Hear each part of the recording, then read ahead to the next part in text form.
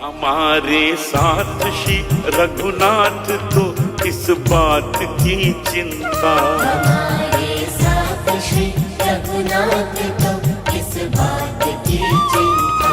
शरण में रख दिया जब माथ तो किस बात की चिंता। हरे कृष्णा। सभी को सादर प्रणाम। ओम अज्ञानातिमिरन्धस्य ज्ञानाञ्जनशलाकया चक्षुरुन्मीलितं येन तस्मै श्री गुरुवे नमः। नमो विष्णुपादाय कृष्णपृष्ठाय भूतले श्रीमते भक्ति वेदांत स्वामिने इति नामने। नमस्ते सरस्वते देवी गौरवाणी प्रचारिणे निर्विशेष शून्यवादी पाश्चात्य सतारिणे। हे कृष्ण करुणा सिंधु दीन बंधु जगतपते गोपेश गोपिका कांता राधा कांता नमस्तुते। तप्त कांचन गौरांगी राधे वृंदावनेश्वरी विश्वानुसुते देवी प्रणमामि हरि प्रिये। हरे कृष्णा कृष्णा कृष्णा हरे हरे, हरे राम राम राम हरे हरे। श्रील प्रभुपाद की जय। रामं लक्ष्मण पूर्वजं रघुवरं सीतापति सुंदरम काकुत्स्थं करुणामयं गुणनिधिं विप्रप्रियं धार्मिकं राजेन्द्रं सत्यसंधं दशरथतनयं श्यामलं शान्तमूर्ति वन्दे लोकाभिरामं रघुकुलतिलकं राघवं रावणारिं। दक्षिणे लक्ष्मणो धन्वी वामतो जानकी सुभा पुरतो मारुति यस्य तं नमामि रघुत्तमं। रामाय रामचंद्राय रामभद्राय वेदसे रघुनाथाय नाथाय सीताय पतये नमः। सियावर रामचंद्र की जय। पवन सुत हनुमान की जय। वाल्मीकि रामायण की जय। वाल्मीकि मुनि की जय। आज पाठ होगा 98वें अध्याय का, और इसके पहले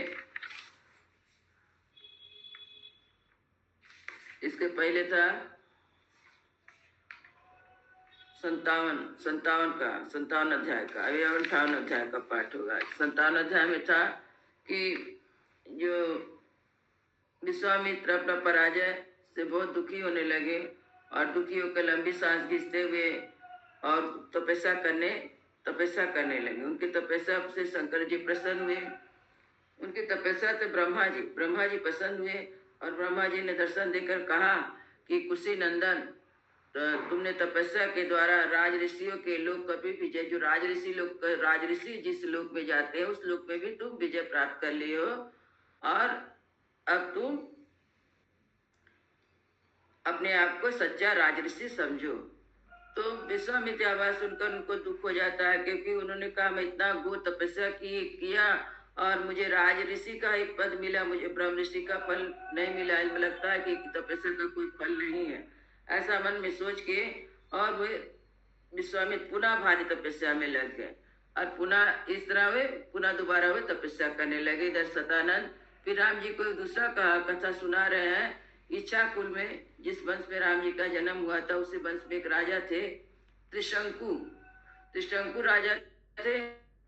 वे राजा जाके उनके मन में एक बार विचार हुआ कि मैं ऐसा यज्ञ करूं जिसके मैं अपने शरीर के साथ ही स्वर्गलोक में चला जाऊं, क्योंकि मरने के बाद लोग जाते हैं तो उस पूरा अपने इसी शरीर से जाना चाहते थे।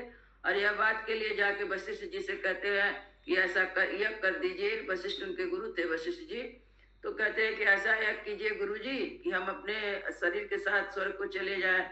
तो वशिष्ठ जी ने बताया ऐसा होना संभव है।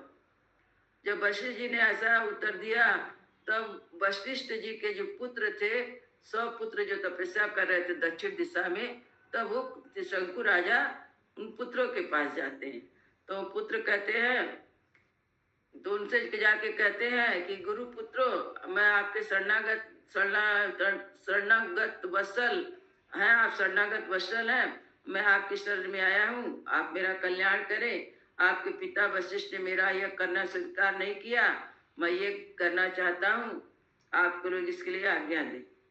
तो ऐसा कहने पे तो जो उनके पुत्र जैसे वशिष्ठ जी को उन्होंने भी अब नहीं स्वीकार नहीं किया।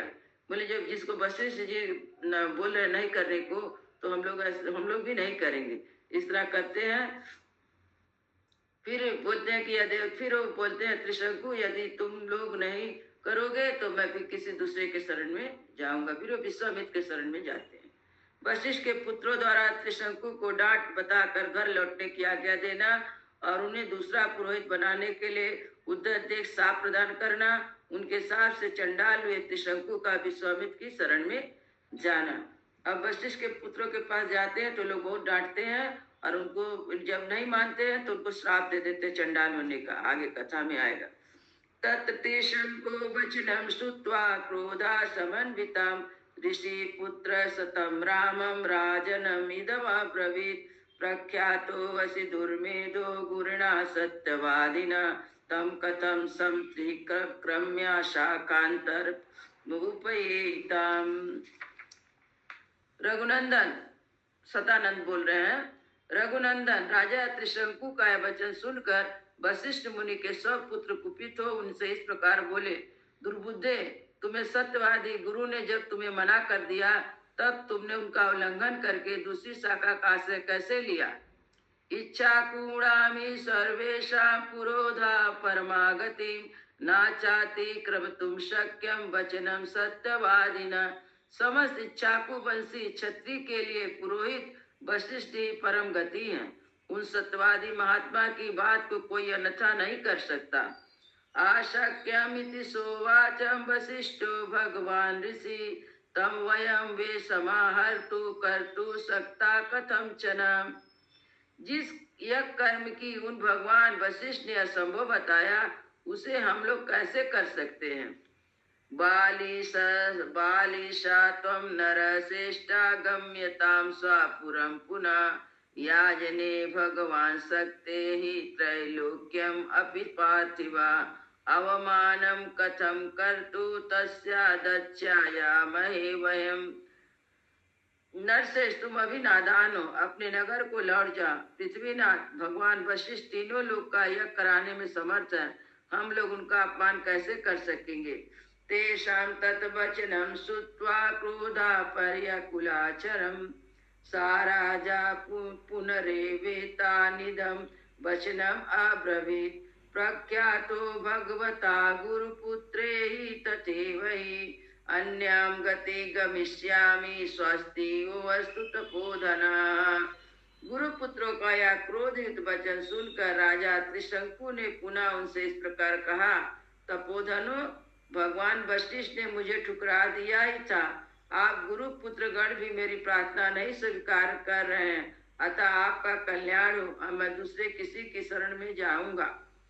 ऋषि पुत्र सुतच्युत्वा वाक्यम घोर विशंसितम सेपि परम सकृन्धश्चण्डालस्त्वं गमिष्यति इत्युक्ता ते महात्मानो विवसु स्वयं स्वस्वमाश्रयम्। त्रिशंकु का यह घोर अभिसंधिपूर्ण वचन सुनकर महर्षि के पुत्रों ने अत्यंत कुपित हो उन्हें शाप दिया। अरे जा, तू चंडाल हो जाएगा। ऐसा कहकर वे महात्मा अपने अपने आश्रम में प्रविष्ट हो गए। अतः रात्रं व्यतातीतायां राजा चंडालतां गता नीलवस्त्रधरो नीला पुरुषो ध्वंसमूर्धजा चित्तया माल्यं गरागश्च आयसा वर्णो अभवत्। तदनंतर रात व्यतीत होते ही राजा त्रिशंकु चंडाल हो गए। उनके शरीर का रंग नीला हो गया, कपड़े भी नीले हो गए, प्रत्येक अंग में रुक्षता आ गई, सिर के बाल छोटे छोटे हो गए, सारे शरीर में चिता की राख से लिपट गई, भिन्न भिन्न अंग यथास्थान लोहे के गहने पड़ गए। तम दृष्ट्वा मंत्रिणा सर्वे त्यज्यं चंडाल रूपिणा प्रादवं सहितां रामं पौरायस्यानुगामिना एको हि राजा काकुस्थं जगाम परमात्मवान् दह्यमानो दिवारात्रो विश्वामित्रो तपोधना। सतानंद जी कहते हैं, श्री राम जी को सुना रहे हैं, श्री राम अपने राजा को चंडाल के रूप में देखकर संबंधी प्रवासी जो उनके साथ आए थे वे सब छोड़ के भाग गए। काकुस नंदन वे धीर स्वभाव नरेश दिन रात चिंता में आग की तरह जलने लगे। अकेले ही तपोधन विश्वामित्र की शरण में गए। विश्वामित्रस्तु तं दृष्ट्वा राजनं विपुलीकृते चंडाल रूपिणा रामा मुनि कारुण्यमागता कारुण्यात् समातेजा वाक्यं परम धार्मिका इदं जगतं भद्रे ते राजनं घोरदर्शनं किमागमाना कार्यम ते राजपुत्र महाबला योध्याधिपते वीरा चंडाल साप चंडाल ताम गता। श्री राम विश्वामित्र ने देखा राजा का जीवन निष्फल हो गया है। उसने चंडाल के रूप में देखकर उन्हें महातेजस्वी परम धर्मात्मा मुनि के करुणा भराई। वे दया से दबित होकर भयंकर दिखाई देने वाले राजा त्रिशंकु से इस प्रकार बोले, महाबली राजकुमार तुम्हारा भला हो, यहाँ किस काम से तुम्हारा आना हुआ है? वीर अयोध्या नरेश, जान पड़ता है तुम साप से चंडाल भाव को प्राप्त हुए हो। अतः तद्वाक्यम आकार्या राजा चंडाल ताम गता अब्रवीत प्रांजलिर्वाक्यम वाक्यो वाक्य को विदम। विश्वामित्र की बात सुनकर चंडाल भाव को प्राप्त हुए वाणी के तात्पर्य को समझने वाले राजा त्रिशंकु ने हाथ जोड़कर वाक्यार्थ कोविद विश्वामित्र मुनि से इस प्रकार कहा, प्रत्यायाखातो अस्मि गुरुणा गुरुपुत्र तथैव च अनावाप्येव तम कामम मया प्राप्तो विपर्यया। महर्षि, मुझे गुरु तथा गुरु पुत्रों ने ठुकरा दिया। मैं जिस अभिष्ट वस्तु को पाना चाहता था उसे ना पाकर इच्छा के विपरीत अनर्थ का भागी हो गया। सशरीरम दियम यायामिति मे सौम्य दर्शना मया चेष्टम क्रतु सतम तच्चा नावाप्यते फलम। सौम्य दर्शन मुनिवर, मैं चाहता था कि इसी शरीर से स्वर्ग को जाऊं, परंतु इच्छा पूर्ण ना हो सकी। मैंने सैकड़ों यज्ञ किए किंतु उनका कोई भी फल नहीं मिल रहा है। अनिरितम नोत्तम पूर्वम नेना वाच्य कदाचितम रिच्छे स्वापि गतम सौम्यम छात्र धर्मेण ते सपे।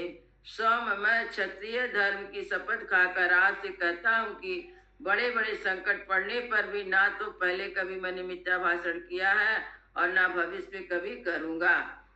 यज्ञे बहुविधेरिष्टं प्रजा धर्मेण पालिताः गुरुवचस् महात्मानः शीलभृतेन तोषिताः।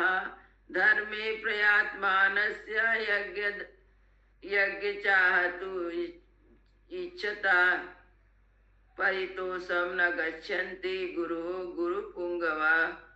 दैवमेव परम मन्ये पौरुषं तु निरर्थकम्। मैंने नाना प्रकार के योगों का अनुष्ठान किया, प्रजाजनों की धर्मपूर्ण प्रजा की रक्षा की, शील और सदा व्यवहार द्वारा महात्मा तथा गुरुजनों को संतुष्ट करने का प्रयास किया। इस समय भी मैं यह करना चाहता था, परंतु मेरा प्रयत्न धर्म के लिए था। मुनिवर, मैं तो मेरे गुरु जन मुझ पर संतुष्ट ना हो सके, यह देखकर मैं देव को बड़ा मानता हूँ। पुरुषार्थ तो निरर्थक जान पड़ता है।